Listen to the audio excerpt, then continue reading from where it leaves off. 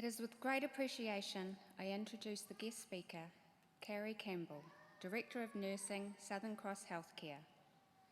As a young WINTEC graduate, Carey Campbell never expected to rise through the ranks to become Director of Nursing for the Southern Cross network of hospitals across New Zealand. There were no nurses in Carey's immediate family, so her study choice was something of a surprise.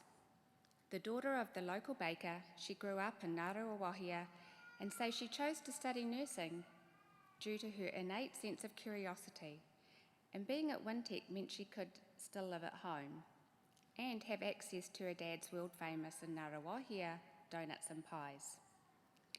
Carey graduated from WINTEC in 1986 with a diploma in nursing, now a Bachelor of Nursing.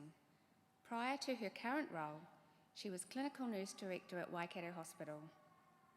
Carey has worked in a wide range of nurse educator and charge nurse roles over her 33-year nursing career, and it has been 12 years since that pivotal moment when she agreed to be the Director of Nursing for Southern Cross Healthcare. Please welcome Carey.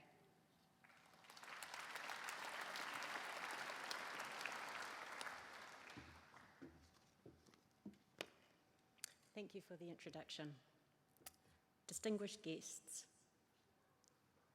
staff, graduands, whānau friends, kia ora tātou. Ko Taupiri te Maunga, ko Waikato te Awa, ko Ngaruawahia ki te Turanga Waiwai, no Kirikiriroa Aho. Ko Carey Campbell tuku ingoa, no reira tēnā koutou, tēnā tātou katoa. Wow, what an honour to be standing here in front of such distinguished guests and of course all of you in the audience. Me, the little girl from Ngaruawahia, the local baker's daughter who went to Ngaruawahia Primary School and Ngaruawahia High School. Who would have thought? So why me? Well, I'm very proud to be a New Zealand registered nurse who completed my initial training at WINTEC, although back then it was called Waikato Technical Institute. I was once a graduand like you, attending my graduation and receiving my RN medal, which I proudly wear today. Back then, the qualification was a diploma in nursing, so there wasn't as much ceremony as this, and we didn't get to wear these wonderful gowns, trenches and hoods, but it was still a great achievement and a night to remember. I stand here today in the knowledge, by my own reckoning of course, that I have the best nursing job in New Zealand.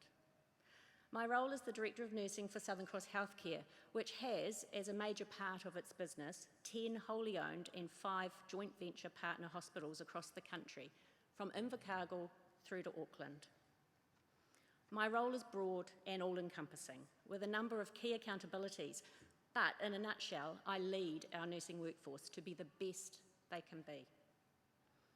The aspect of my role that I take extremely seriously is being the voice of nurses and the nursing profession at the highest level of the organisation, at the executive leadership team and at the board. It's certainly not for the faint-hearted, but strong clinical leadership is key to New Zealanders having a world-class, safe health system.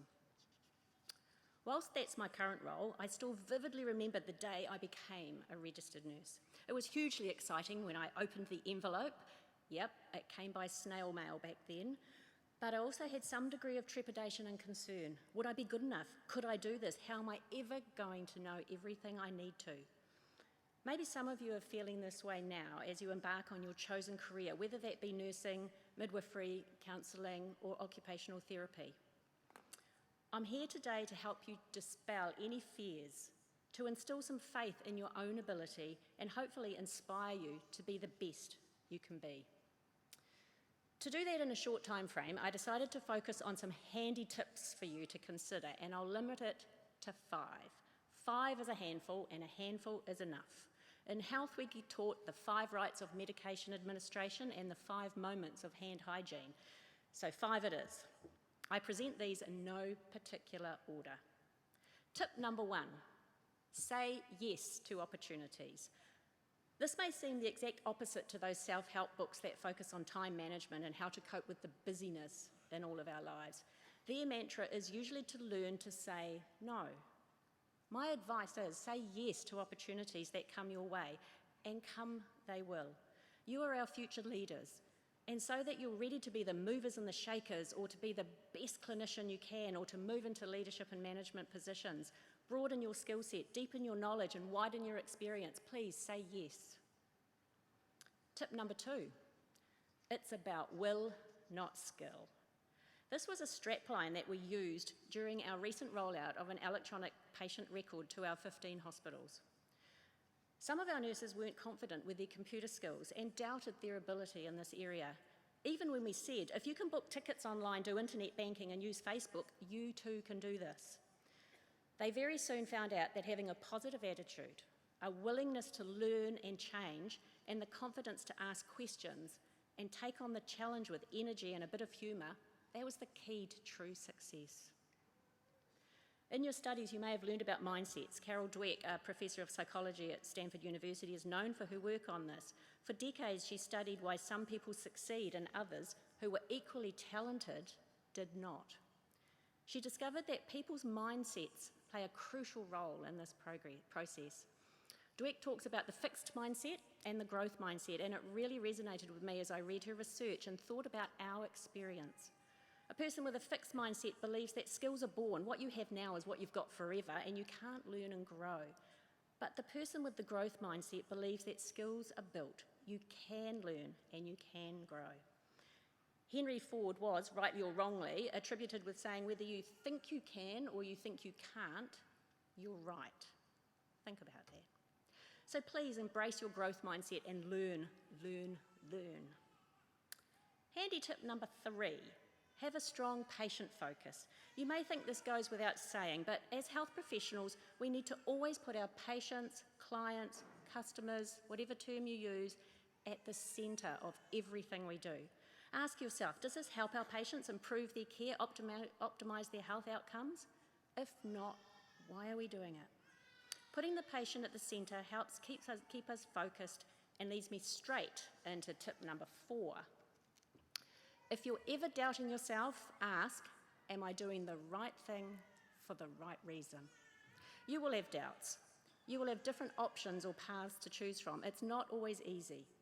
A very wise colleague once asked me that exact question where I was unsure about a decision on a tricky matter.